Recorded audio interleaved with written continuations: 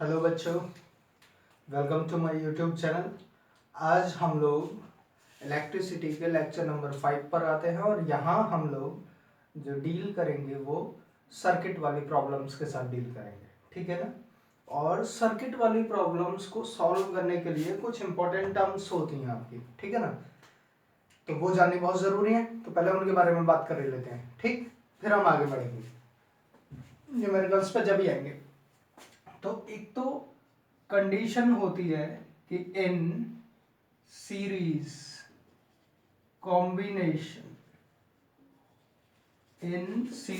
Combination current will remains same. अगर series combination की बात करेंगे हम, तो वहां पर जो करंट होगी वो हर जगह क्या होगी, आपकी सेम होगी, ठीक। जैसे कि बात करें हम ऐसे एक वायर, ये गया, दूसरा रेजिस्टेंस जोड़ दिया, तीसरा रेजिस्टेंस जोड़ दिया। हम n टाइम्स तक जितने चाहे उतने रेजिस्टेंस यहाँ पे जोड़ सकते हैं। और अगर यहाँ पर I करंट फ्लो हो रहा है तो यहाँ पर भी I फ्लो होगा, यहाँ पर भी I फ्लो होगा, ठीक है ना। चाहे रेजिस्टेंस यहाँ पे कोई भी हो, R1, R2, R3, ठीक है ना। और इनके बारे में एक और यहाँ से बात पता चलती है कि जो पोटेंशियल होता है वो डिपेंड करता है रेजिस्टेंस पे, ये हम पहले बात कर चुके हैं। तो यहाँ पे पोटेंशियल जो होगा, क्योंकि रेजिस्टेंस चेंज होते जा रहे हैं, R1, R2, R3 है, तो इसलिए पोटेंशियल भी चेंज होते थे आपके V1, V2, V3। तो एक तो चीज ये आएगी सीरीज कॉम्बिनेशन में जो करंट होगा वो सेम होगा। दूसरी चीज यहाँ से निकल के आई कि जो पोटेंशियल होगा, पोटेंशियल विल डिस्ट्रीब्यूटेड, ठीक है ना। ये दो चीज समझ में आई हमें यहाँ से। अभी यहाँ पे कंडीशन बात करेंगे हम, कुछ कंडीशंस आएंगी, ठीक है ना। तीसरी चीज, सीरीज में रेजिस्टेंसेस का अगर कॉम्बिनेशन के बारे में बात करें तो हम लोगों ने बोला था कि R1, R2, R3 अगर n रेजिस्टर्स दे दिए, ठीक है ना, तो Rn तक जो है हम यहाँ पे ऐड करेंगे। चौथा, पैरेलल में अगर रेजिस्टेंस को ऐड कर रहे हैं तो 1/R1, 1/R2, 1/R3 plus dash plus 1/Rn, यहाँ तक बात कर ली थी हमने, ठीक है ना। तो ये 3-4 चीजें हैं जो आप लोगों को इन न्यूमेरिकल्स में हेल्प करेंगी, ठीक। और इन्हें हेल्प कैसे, इनकी हेल्प लेनी है, देखो एक तो चीज होती है उसने कह दिया कि हाँ जी मैं तुम्हारी हेल्प करूंगा, लेकिन दूसरे वाले को उसकी हेल्प लेनी भी आनी चाहिए, है ना। जब तक हमें इनकी हेल्प लेनी नहीं आएगी हम न्यूमेरिकल नहीं कर पाएंगे, ठीक। तो अभी हम देखेंगे कि कैसे इनकी हेल्प ले रहे होते हैं। अगर करंट पार्ट्स में डिवाइड होता है, ठीक है ना, अगर करंट पार्ट्स में डिवाइड होता है तो वहां पर पैरेलल कॉम्बिनेशन होता है। और अगर कहीं पे करंट सेम फ्लो कर रहा है हर जगह तो उसे आप क्या बोल देते हैं, सीरीज कॉम्बिनेशन बोल देते हैं, ठीक है ना। अभी एक न्यूमेरिकल देखेंगे छोटा सा, उससे आपको समझ में आ जाएगा कि ये सीरीज है या पैरेलल है, ठीक। ओके, न्यूमेरिकल्स पे आए, यहीं देख लेते हैं इसे। तो ऐसे करके देखते हैं हम यहाँ से कि एक ये कंडक्टर लिया हमने, यहाँ पर दो रेजिस्टेंसेस लगे हुए हैं, फिर एक रेजिस्टेंस यहाँ पे लगा हुआ है, और ये नाम दे दिया पॉइंट ए और ये नाम दे दिया पॉइंट बी। ये 1 ओम, 1 ओम और 2 ओम। और कह दिया आपसे कि जो है ए और बी के बीच में effective resistance between the point A and B we have to calculate. अब इसे कैलकुलेट करना है।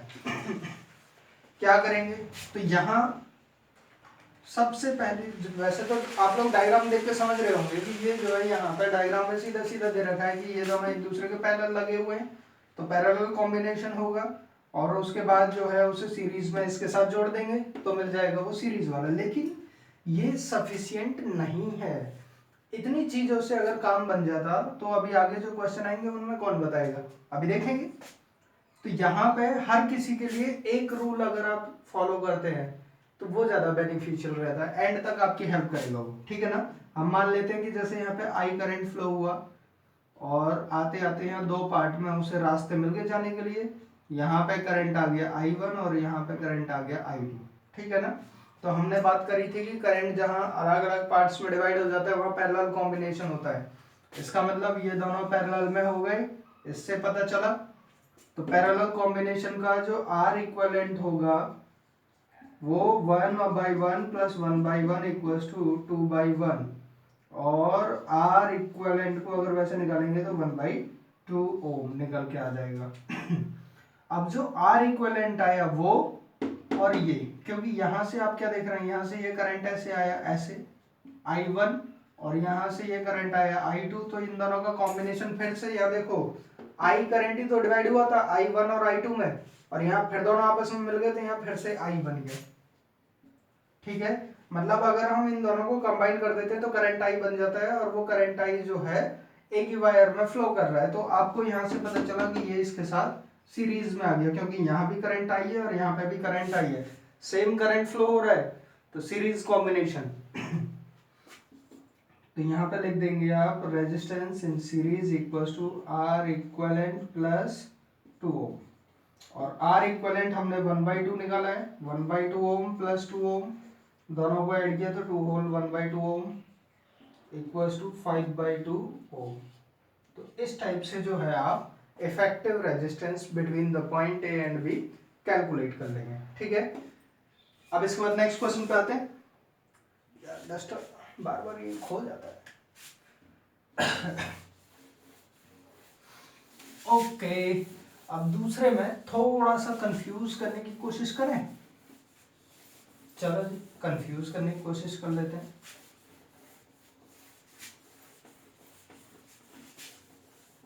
ओके, तो सेकंड क्वेश्चन मेरे दिमाग में कुछ ऐसा आ रहा है, ऐसा आ रहा है, ऐसा आ रहा है। ये यहाँ से कुछ इस टाइप का, ये पॉइंट ए है, ये पॉइंट बी है, और यहाँ पर एक रेजिस्टेंस लग गया, यहाँ पर भी एक रेजिस्टेंस लग गया, और यहाँ पर भी एक रेजिस्टेंस लग गया, ठीक है ना। और ये आपका 2 ओम 2 ओम 2 ओम। और फिर से आपको क्वेश्चन वही है कि आर ए बी जो है ये कैलकुलेट करना है, मतलब ए और बी के बीच का जो है रेजिस्टेंस कैलकुलेट करना है, आपको कुछ नहीं करना है। यहाँ पे फिर से देखेंगे, करंट फ्लो कराओ भाई। तो करंट फ्लो आई यहाँ से हो रही थी, दो पार्ट ऐसे मिले रास्ते जाने के, एक ये मान लिया यहाँ पे करंट I1 है और यहाँ पर जो करंट है वो I2 है। तो I2 यहाँ से पास हुआ, यहाँ पे गया, और फिर यहाँ पर भी I2 ही करंट आया, ठीक है ना। तो आप क्या देख रहे हैं, यहाँ से I2 करंट यहाँ पे, I2 करंट यहाँ पे, दोनों जगह सेम करंट है। इसका मतलब ये कॉम्बिनेशन कैसा बन गया, सीरीज में बन गया। तो आप क्या करेंगे, इसको दोनों को सीरीज में ऐड करेंगे, सीरीज, ठीक है ना। और सीरीज के लिए इन दोनों का जो इक्विवेलेंट होगा, आर इक्विवेलेंट, वो आप निकाल देंगे 2 ओम प्लस 2 ओम, और ये निकल के आएगा आपका 4 आर इक्विवेलेंट, ठीक है ना। फिर वो और ये अगर इन दोनों को देखा जाए तो ये फिर पैरेलल में आ जाएगा इसके साथ, क्योंकि यहाँ करंट I1 है और यहाँ पे I2 है, दोनों अलग अलग करंट है, ठीक है ना। तो दोनों को अलग अलग करंट को जो पैरेलल में ऐड करेंगे तो आर इक्विवेलेंट आएगा आपका 1/2 प्लस 1/4, दोनों को ऐड करेंगे, एलसीएम लिया 4, 2 2 जा 4, 1 जा 3/4, और आर इक्विवेलेंट अगर आप निकालेंगे तो 4/3 ओम रेजिस्टेंस जो होगा, इतना रेजिस्टेंस आपको यहाँ से मिल जाएगा, ठीक है ना। सेकंड क्वेश्चन था ये। अब एक और क्वेश्चन ऐसे ही देख लेते हैं तो समझ में आ जाएगा फिर आपको धीरे धीरे। एक हमने क्या लिया, रेक्टेंगल नुमा बॉक्स, रेक्टेंगल नुमा मतलब रेक्टेंगल के जैसा। ओके सर, इतनी हिंदी ना बोलो प्लीज,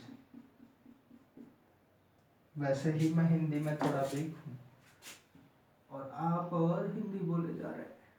सर थोड़ा सा तो रहम खाओ बच्चे पे, तो जी खा लेते हैं रहम। मान लिया यहाँ पर जो रेजिस्टेंस है एक लगा दिया और एक रेजिस्टेंस यहाँ पे लगा दिया, एक रेजिस्टेंस यहाँ पे लगा दिया, एक रेजिस्टेंस यहाँ पे लगाया, एक रेजिस्टेंस यहाँ पे लगा दिया। इसको पॉइंट ए नाम दे दिया, इसको पॉइंट बी नाम दे दिया। फिर से वही केस बन गया। अरे सर अब कैसे करें कैसे करें कैसे करें, फटाफट से देखते हैं। तो फिर करंट फ्लो कराएंगे, करंट आई फ्लो करेगा यहाँ पे, और जब आई फ्लो करेगा 3 पार्ट मिल रहे हैं उसे डिवाइड होने के लिए, यहाँ I3 पार्ट, सॉरी I1 मान लो, ये I2 हो गया और ये आपका हो गया I3। ठीक, I3 यहाँ से निकला निकला निकला, इसके गया, इसमें भी यहाँ पे I3 ही जाएगा और फिर यहाँ पे आ जाएगा वो। ठीक है ना, I2 जो है यहाँ से निकलेगा, निकलते निकलते निकलते यहाँ पे पहुंचेगा I2, फिर यहाँ से निकल के I2। ठीक है ना, और I1 सीधा ऐसे निकल के जाएगा। तो यहाँ से गौर से क्या देख रहे हैं कि यहाँ पे I3 करंट था और यहाँ पर भी I3 ही फ्लो कर रहा है, कोई और बीच में कुछ है ही नहीं जिससे वो चेंज हो। तो ये सीरीज I2 और I2 फिर दोनों सीरीज, तो ये जो है आपका सीरीज में आया, ये भी आपका सीरीज में आया। इसका इक्विवेलेंट निकाल ले, R इक्विवेलेंट, तो ये आ जाएगा आपका, ओह मैंने वो तो दिया ही नहीं रेजिस्टेंसेस, R मान लेते हैं सभी के। ठीक है ना, तो R R R R और इसे ले लेते हैं 3R। ठीक है, 3R ले लेते हैं। तो R इक्विवेलेंट जब यहाँ से निकालेंगे इसके लिए, तो ये मिलेगा आपको R प्लस R मतलब 2R। सेम यहाँ पर इसका इक्विवेलेंट निकालें तो ये आ जाएगा आपका R equivalent equals to R plus R, मतलब फिर से 2R, और फिर अब ये 2R आया, ये भी 2R आ गया, और एक ये 3R, ये तीनों किस में हो गए, पैरेलल में हो गए। तो 1/R in parallel 1/2 plus 1/2 1/3 plus 1/2, इस टाइप से है ना। और देखो आधा आधा हो गया, 1 प्लस 1/3, 3 1 जा 3 और 1 4, 4/3। तो रेजिस्टेंस इन पैरेलल जो आया आपका 3/4 ओम आ गया। ठीक है ना, तो इस टाइप से आप रेजिस्टेंसेस को कैलकुलेट कर लेते हैं। एक और अच्छा सा क्वेश्चन ले इसके बारे में, इससे ही रिलेटेड ले। ठीक है, एक और क्वेश्चन लेते हैं जी, इस रफ कर देते हैं।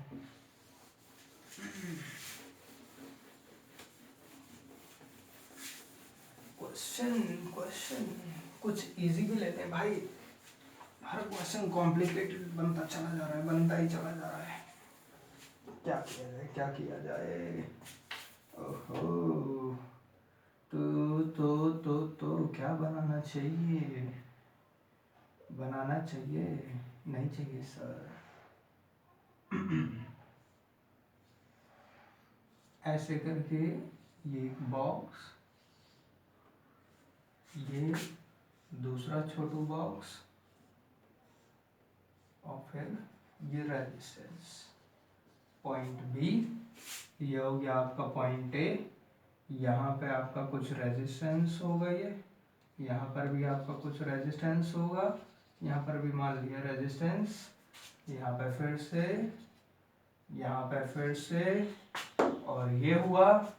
और इनकी जो वैल्यूज होंगी हम मान लेते हैं 3 ओम 3 ओम 3 ओम, 2 ओम 2 ओम, और ये है 1 ओम। ठीक है ना, और आपसे क्वेश्चन पूछा गया है कि R equivalent between A and B calculate, ये कैलकुलेट करना है आपको। ठीक है ना, तो क्या करेंगे, तीनों तीनों तीनों दिख रहे हैं ना, करंट I फ्लो कराया, तो यहाँ पे I1 I2 I3 तीनों में अलग अलग करंट जा रहा है, इसका मतलब पैरेलल में होंगे। इन तीनों को पैरेलल में निकालो, इन तीनों पर equivalent R equivalent 1/3 plus 1/3 plus 1/3 equals to 3/3 equals to 1 ohm, मतलब R इक्विवेलेंट जो होगा आपका 1 ओम। यहाँ से मिला, यहाँ से फिर वो करंट जो है तीनों जब कंबाइन हुई, देखो I3 यहाँ से गई, यहाँ पे सीधी ऐसे आई, ये I1 थी यूं, I1 ये आ गई, I2 यहाँ से फिर ये चली गई, और तीनों आके एक ही जगह संगम पर यहाँ पर जो फिर से मिली, और वो करंट जो है यहाँ पे गई। तो आई करंट ही तो डिवाइड हुई थी 3 पार्ट में, और तीनों पार्ट फिर से मिल गए तो फिर से आई बना दिया, और जब फिर से आई बनाया हो गया, फिर वो 2 पार्ट में डिवाइड हो गई यहाँ से, ठीक है ना। 2 पार्ट में जो है i4 i5 करके मान लेंगे, तो इसका मतलब है ये फिर से पैरेलल में आ जाएगा, और जब ये पैरेलल में आएगा तो फिर से इसका इक्विवेलेंट निकाला है, तो R इक्विवेलेंट जो होगा वो आ जाएगा 1/2 प्लस 1/2 इक्वल टू आधा आधा हो गया 1 ओम, तो R इक्विवेलेंट जो होगा वो आपका 1 ओम आ जाएगा, और अब फिर से वो करंट जो दोनों का कंबाइन होकर फिर से I बन जाएगी। आप अब क्या देख रहे हैं, यहाँ पे I, यहाँ पे I और यहाँ पर भी I, तीनों जगह करंट जो है सेम है, और करंट सेम है तो सीरीज में ऐड करना है, सीधा सीधा पता चल रहा है आपको। तो बस तीनों के इक्विवेलेंट को सीरीज में ऐड कर देंगे, तो R A B equal to 1 ohm plus 1 ohm plus 1 ohm, और तीनों को मिला के बना 3 ओम। तो इक्विवेलेंट रेजिस्टेंस बताओ, इक्विवेलेंट बोलने वाला था, इक्विवेलेंट रेजिस्टेंस जो होगा वो आपका कितना आ गया, 3 ओम आ गया, ठीक है ना। कई बार आपका क्वेश्चन कुछ इस टाइप से पूछ लिया जाता है, यहां से ये पॉइंट ए आया ना, ऐसा नहीं, ये गोला थोड़ा टेढ़ा बनना है भाई डायग्रामेटिकली। चलो जी, अब जैसा भी बन गया बहुत है, इतना एहसान मानो कि इतना बना दिया है, नहीं तो। और यहाँ पर ये एक रेजिस्टेंस, ये एक रेजिस्टेंस, ये एक रेजिस्टेंस, और ये भी 2 ओम, ये भी 2 ओम, ये भी 2 ओम। अब इसका रिजल्टेंट निकालना है आपको, ठीक है ना। तो जब भी ऐसा वायर के फॉर्म में या सर्कुलर फॉर्म में दे रखा है तो पता चलता है यहाँ पे कोई और चीज इसके साथ जुड़ी हुई है ही नहीं। जब जुड़ी हुई कोई और चीज नहीं है, करंट जो है आई करंट फ्लो हुआ वो यहाँ से भी होगा, यहाँ से भी आई होगा, और यहाँ से भी आई होगा। तो अब आपको पता चल गया क्या करना है, सीरीज में ऐड करके फटाफट से बता देना कितना आएगा, है ना। तो R A B equal to 6 ohm, तीनों को प्लस करके आगे, ठीक है ना। तो कई बार ऐसे फॉर्म में दे देता है वो, तो कंफ्यूज होने की कोई जरूरत नहीं है। हो गया, ठीक है जी। अब थोड़ा सा वीआई ग्राफ से रिलेटेड क्वेश्चंस के बारे में बात कर लेते हैं, ठीक है ना। और वो बड़ा ही अच्छा टॉपिक और कॉम्प्लिकेटेड टॉपिक है, कॉम्प्लिकेटेड नहीं, कंपटीशन में आने वाला टॉपिक है, ठीक है ना। तो उससे रिलेटेड बात करते हैं हम। यहाँ पे हमने क्या किया, एक वीआई ग्राफ बनाया कुछ इस टाइप से, ये वी, ये आई, और मान लिया एक रेजिस्टेंस यहाँ से ए गया, दूसरा जो है यहाँ से वो बी गया, और कह दिया इसने कि इनमें से कौन सा रेजिस्टेंस जो है वो पैरेलल है, ए वाला या बी वाला, दोनों में से कौन सा रेजिस्टेंस पैरेलल है, ये हमें कैलकुलेट करना है, ठीक। तो आप क्या लिख देंगे यहाँ पे, सबसे पहले जो है आप देखेंगे कि ये स्लोप किसका ज्यादा है, ठीक है ना। यहाँ पे मान लेते हैं स्लोप का मतलब होता है एंगल थीटा, झुकाव, ठीक है ना। उसे निकालने का एक और बेहतरीन तरीका होता है y2 minus y1 upon x2 minus x1, ठीक है ना। और ये जो है y2 माइनस y1 अगर आप निकालेंगे तो v होगा, और ये आ जाएगा i, v अपॉन i के रेशो को आप बोलते थे r। तो जो स्लोप होता है वो रियलिटी में रेजिस्टेंस निकालेगा वी ग्राफ के लिए, ठीक है ना। अब आपको यहां से क्या पता चला है किसका स्लोप कम है, इसको मान लिया फाइव, या फिर इससे थीटा 1, या फिर पॉइंट ए का है तो थीटा ए, पॉइंट बी का है तो थीटा बी। तो जो थीटा ए है ये छोटा है थीटा बी से, देख के पता चल रहा है डायग्राम से।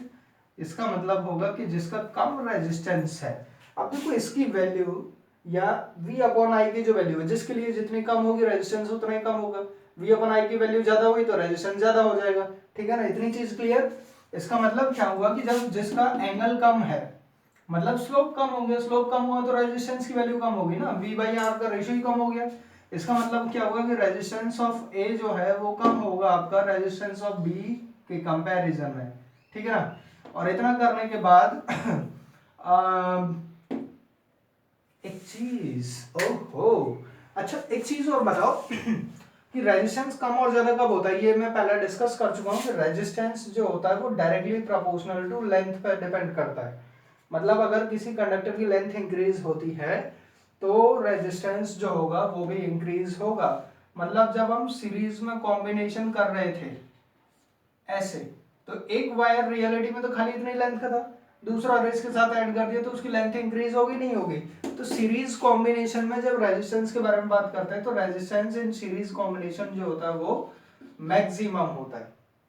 ठीक, अगर इसी वायर को, ये कुछ इस टाइप से वायर है, इसके साथ एक दूसरा वायर हम लोगों ने ऐड किया था, ये ऐसा करके रेजिस्टेंस ये ऐड करा, तो आप क्या देख रहे हैं, अब इसका एरिया इंक्रीज हो रहा है, लेंथ इंक्रीज नहीं हुआ। रेजिस्टेंस के बारे में बात कर रही थी तो रेजिस्टेंस इनवर्सली प्रोपोर्शनल टू होता है 1 area, inversely proportional to area, sorry, है ना। और इनवर्सली प्रोपोर्शनल टू एरिया है, एरिया ज्यादा हो गया तो रेजिस्टेंस कम हो जाएगा। मतलब पैरेलल में अगर हम ऐड करेंगे तो रेजिस्टेंस कम होगा। मतलब रेजिस्टेंस इन सीरीज तो मैक्सिमम है, रेजिस्टेंस इन पैरेलल के बारे में बात करेंगे तो वो मिनिमम होगा।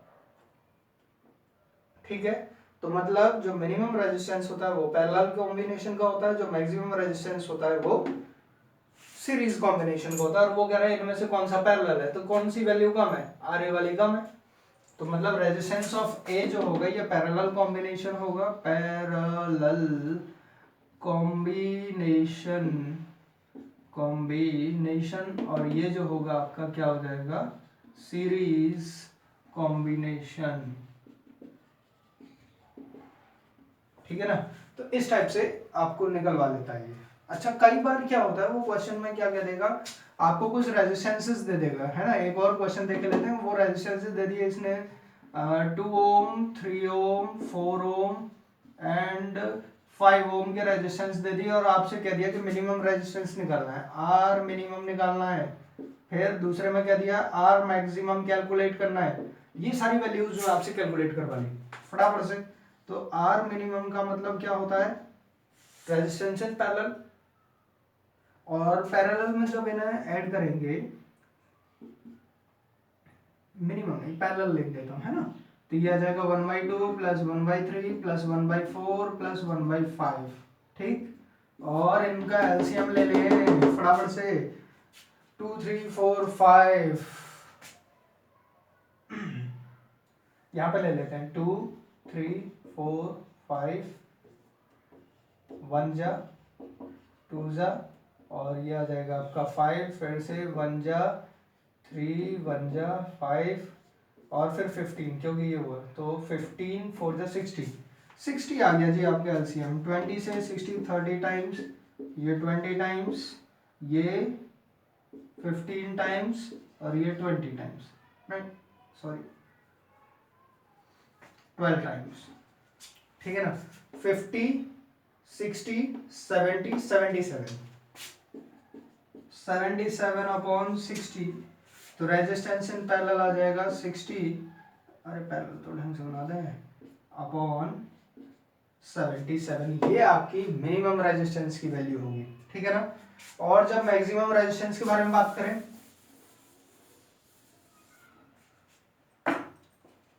आर मैक्सिमम के बारे में अगर हम बात करें तो सीरीज में सीधा सीधा ऐड करो भाई, तो कितना आ जाएगा, 2 + 3 + 4 + 5, 2 3 5 5 10 4 14, 14 ओम रेजिस्टेंस इन मैक्सिमम। ठीक है ना, तो इस टाइप से इन क्वेश्चंस को आप कैलकुलेट कर लेते हैं। ठीक, ओके। और अगर कोई फिर भी डाउट आता है तो कमेंट में मुझे कमेंट करके बताइएगा, फिर उन क्वेश्चंस को हम लोग उस तरीके से डील करेंगे। उनकी फिर एक नई सीरीज बना के जो है, एक नई वीडियो बना के मैं डाल दूंगा उन क्वेश्चंस के लिए। ठीक है ना, तो जितनी भी प्रॉब्लम्स आती हैं आप लोग मुझे बताते रहेंगे। ठीक है, जब तक इनका एक बार फिर से प्रैक्टिस करिएगा, ज़्यादा से ज़्यादा जो है सर्किट प्रॉब्लम्स जो है ढूंढिएगा। ठीक है ना, इससे ज़्यादा ऊपर लेवल का 10th क्लास में नहीं आना। इसमें मैंने बोर्ड के भी बहुत सारे क्वेश्चंस को ले लिया कि किस टाइप से बोर्ड में क्वेश्चन पूछे जाते हैं, वो सब लगा दिया। ठीक है, okay, bye bye, thank you.